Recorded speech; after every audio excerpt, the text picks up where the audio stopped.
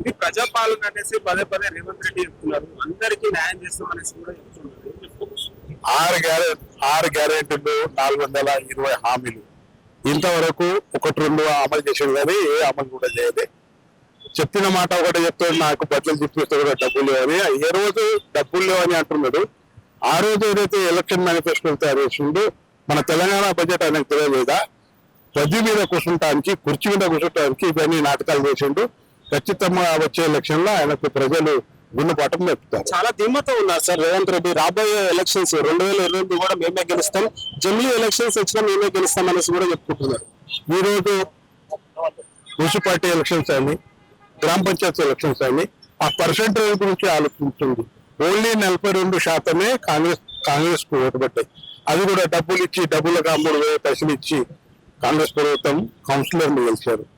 కానీ ఈ రోజు బీఆర్ఎస్ కానీ, మా కాంగ్రెస్ బీజేపీ పార్టీ కానీ ఇలా 18% బీజేపీ పార్టీ జరిగింది. అంటే బీజేపీ పార్టీ యాడికింత పైకి పోతుంది. ఖచ్చితంగా బీజేపీ పార్టీ ప్రభుత్వం చేస్తుందని తెలుస్తుంది.